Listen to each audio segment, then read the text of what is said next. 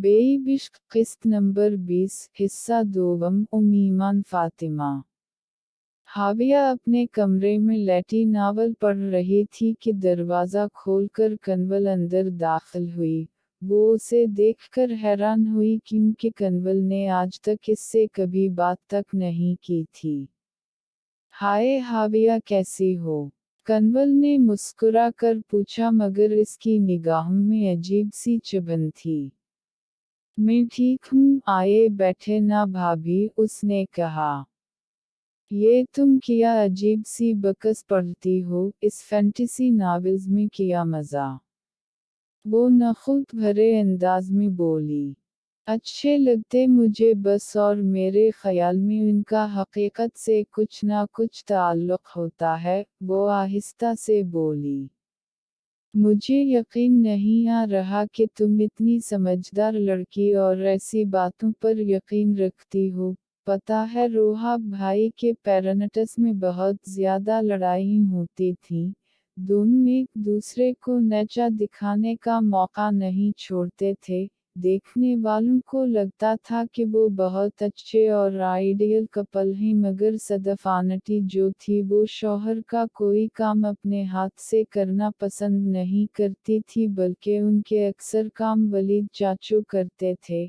यही वजह थी कि वो दोनों हमेशा लड़ते रहते थे। तो मेरे ख्याल में मर्द को सिर्फ औरत से एक चीज़ चाहिए होती है कि औरत इसके काम खुद अपने हाथ से करे, इसके घर को संवारा जैसे मम्मी जी करती हैं। घर में इतने मुलाजिम होने के बावजूद वो पापा के और रोहान के काम खुद करना पसंद करती है।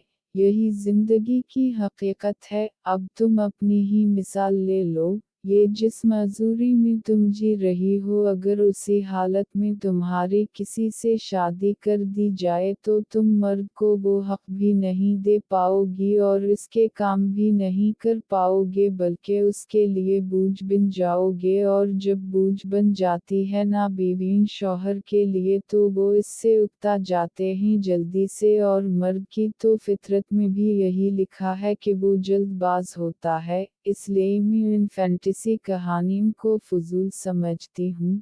कन्वल इतना कुछ बोलती चली और वो तो जैसे गुमसम हो गई। फिर कन्वल तो चली गई, मगर इसको तो जैसे चुप सी लग गई। फिर एकदम उसे महसूस हुआ कि जैसे कमरे में कुछ जलने की बो आ रही है। उसने इर्द गिर्द देखा तो ड्रेसिंग के साथ पड़े कैंडल्स अस्टीनर की कैंडल्स गिरकर इसके साथ लगे बेड की चादर में आग लगती तेजी से इर्द गिर्द फैल रही थी। इसकी आंखें खौफ से फैल गई। इसने अपनी व्हील चेयर को देखा तो वो भी काफी फासले पे थी। वो खौफज़दा निगाहों से आग को खुद की तरफ बढ़ते देख रही थी और इसके हलक़ से आवाज़ भी नहीं निकल रही थी। वो अपने वजूद को हिलाने की कोशिश करने लगी, मगर बेबसी की तस्वीर बनी। वो ज़ोर से आंखें मैच गई और आंखों के किनारों से आंसू बहने लगे। हाविया, रोहान की आवाज़ पे उसने झट से आंखें तो वो तेज़ी से उसकी तरफ आया और बिना सोचे समझे उसे गोद में उठाता व्हील चेयर पे बैठाता बाहर निकला और फिर कमरे में वापस जाकर वॉशरूम में पड़े टब पे पानी डालकर आग पे डाला तो पूरे कमरे में धुआं ही धुआं हो गया। वो खौफज़दा होकर कमरे के दरवाजे के बाहर बैठी ससकने लगी। वो आग बजाकर खानिस्ता हुआ बाहर आया। आप ठीक हैं ना हाविया? वो उसका चेहरा हाथों के पियाले में भरते हुए बेचैनी से पूछने लगा तो वो मजीद रोने लगी। अगर आज आप ना आते तो ना जाने क्या हो जाता, वो बेबसी भरे लहजे में बोली। शशश, कुछ नहीं हुआ रलिकस, वो इसके आंसू साफ करते हुए बोला। कुछ देर में सब लोग वहाँ जुमा हो चुके थे।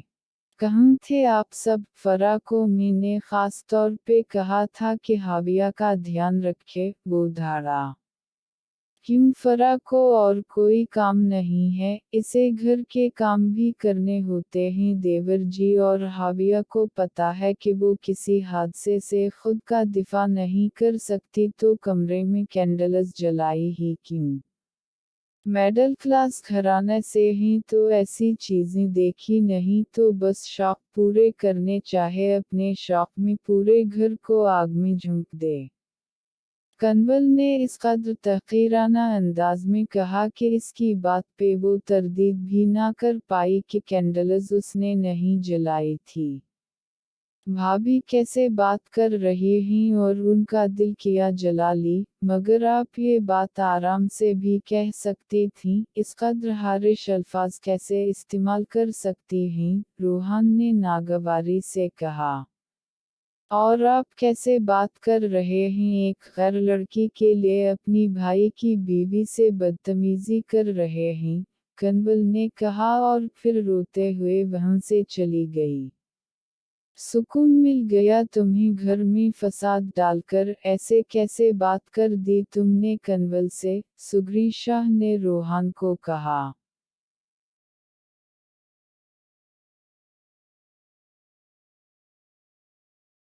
माम्मी ने तो कुछ कहा ही नहीं, हालांकि गलत वो बोल रही थीं, आप इन्हें समझाने की बजाय मुझे डांट रही, रोहान ने लब भैंच कर कहा। अब मुंह के साथ भी बदतमीजी करोगे और हाविया तुम्हारी या हमारी जिम्मेदारी नहीं है। इसकी बहन दोपहर की गई और अभी तक वापस नहीं आई, बहन को तो फिक्र नहीं मगर हम फिक्र करें, सुग्री ने नागवारी से कहा और वापस पलट गई। वो उनकी बातों पे गुमसम सी हो गई। अपिया सुबह से मेरे साथ ही थी, वो तो सफीना मीम का कोई फ़ोन आया था तो वो मुझे छोड़ कर भी नहीं जाना चाहती, मैंने ही भेजा था, वो हिचकियों के दरमियान बोली। मैं जानता हूँ हाविया, आप क्यों एक्सप्लेन कर रही हैं। वो घुटनों के बल जमीन पे बैठते हुए बोला। मुझे ऐसा लगता कि जैसे सब लोग अपिया को नापसंद करते हैं, वो किसी को अपना दर्द तक नहीं बताती, शायद हमारा मिडिल क्लास होना हमारी गलती है, वो उनकी मसलते हुए बोली। रलीकस मेरी जान, कंवल भाभी की तो बस बोलने की आदत है और मम्मी को तो पता नहीं क्या हो गया है आज। आप ऐसा करो, मेरे रूम में आराम कर लो, मैं दूसरा कमरा सेट करवाता हूँ, रूहान ने कहा और उसे अपने कमरे में छोड़ गया। वो इसके जाने के बाद फुट फुट कर रोने लगी। तुम हाविया शुजात हसीन, एक माजूर अपाहिज लड़की हो, तुम रोहान शाह पे सिर्फ बोझ बनोगी। जाजी अपिया को जिन लोगों ने कबूल नहीं किया तो तुम्हें कैसे करेंगे। तुम्हें रोहान शाह पे बोझ डालने का कोई हक नहीं। उसके अंदर से आवाज आई तो वो नफी में सर हिलाते हुए हिचकियों से रोने लगी। हाविया मेरी गुड़िया, कुछ देर के बाद जाजी अफरातफरी में अंदर दाखिल होते हुए बोली तो हाविया ने रोते हुए बाहें फैला दी। फिर वो जाजी के गले लगी, फूट फूट कर रो दी। बस कुछ नहीं हुआ मेरी गुड़िया, सब ठीक है, रो मत, जाजी ने अपनी चादर से इसके चेहरे को साफ करते हुए कहा। चलो तुम लेट जाओ यहाँ पे, मैं तुम्हारे पास ही हूँ, जाजी ने कहा और इसे थामकर बेड पे लिटाटी इसके सरहाने बैठकर इसका सर सुहलाने लगी और कुछ देर में वो नींद की गहरी वादी में उतरती चली गई। जाजी को 2 दिन पहले मिसेस सफीना का फ़ोन आया था और इन्होंने बताया कि आज से कुछ महीने पहले उसने गोठ इब्राहिम से एक फलजा नामी लड़की को बचाकर एनजीओ के ज़रिए यहाँ उसे तहफ़्फ़ुज़ दिया था। वो लड़की का खानदान इसके पीछे आ गया था और इसका शौहर उसे ज़बरदस्ती साथ ले जाना चाहता था, तो ये केस चूंकि इसका था तो वो उसे खुद हैंडल करने चली गई और आज कोर्ट में फ़ज़ा ने खुल का मुकदमा दायर करवाया था, तो उसे वहाँ काफ़ी टाइम लग गया मगर वो हाविया को वक्तन फ़ौक़ता फ़ोन करती रही। फिर मग़रिब के बाद जब वो वापस आई तो सीधी इसके रूम में दाखिल हुई तो आगे का मंज़र देखकर इसके पैरों तले से ज़मीन निकल गई। मैना बीबी, वो हाविया कहाँ है? इसने तड़प कर पूछा तो मैना बीबी ने जो कुछ हुआ मुख्तसर उसे बता दिया। वो तेज़ी से रोहान के कमरे में आई तो हाविया इसके गले लगकर तड़प कर रोने लगी। वो इस कदर सहमी थी कि जाज़ी इसकी हालत पे परेशान हो गई। इसे सुला कर वो उठने ही लगी थी कि रोहान अंदर दाखिल हुआ। कैसी हैं अब हाविया? रोहान ने पूछा। बहुत डर गई थी, बामशक्ल सलाया है, वो उलझे हुए अंदाज में बोली। यह वो बस सिचुएशन ही ऐसी थी, रोहान ने कहा। थैंक यू रोहान, आपने हाविया की जान बचाई, मैं आपका ये एहसान ज़िंदगी भर नहीं भूलूंगी। आप हमेशा हाविया का ध्यान रखते हैं और आपने अपनी अनजाने में की गई गलती की तलाफ़ी कर ली है, वो आहिस्ता से बोली। मेरी गलती की तलाफ़ी तब होगी भाभी जब हाविया उस व्हीलचेयर से उठकर खुद चलेगी। मेरे लिए वो दिन किसी त्यौहार से कम नहीं होगा। मैं जब इन्हें देखता हूँ तो खुद को मलामत करता हूँ कि कैसे एक शौक़ी खेल की वजह से एक हंसती, मुस्कुराती लड़की को इस हाल में पहुँचा दिया। वो अफसुर्दा अंदाज में बोला। मत करें खुद को मलामत और इंशाअल्लाह मेरी हाविया बहुत जल्द अपने पाँव पे खड़ी होगी। वो बहुत बहादुर है, जाज़ी ने नम लहजे में कहा। आपका काम हो गया किया जो करने गई थी? रोहान ने पूछा तो उसने इस बात में सर हिला दिया। मैं कपड़े चेंज करके आती हूँ, वो बोली और अपने कमरे की तरफ बढ़ गई। वो कमरे में आई ही थी कि एक अनजान नंबर से कॉल आने लगी। ये किसका नंबर है? वो बुड़बड़ाती हुई कॉल रिसीव करती कान को लगा गई। हेलो मास, जाज़ी बोल रही हैं, दूसरी तरफ से एक सर्द सी आवाज़ सुनाई दी। जी मगर आप कौन? वो वारड रूप से कपड़े निकालते हुए बोली। तुम्हारी मौत, दूसरी तरफ से मजीद सर्द लहजे में किया। ओह अच्छा, मेरी मौत जी क्या हाल चाल है? वो तंजिया लहजे में बोली।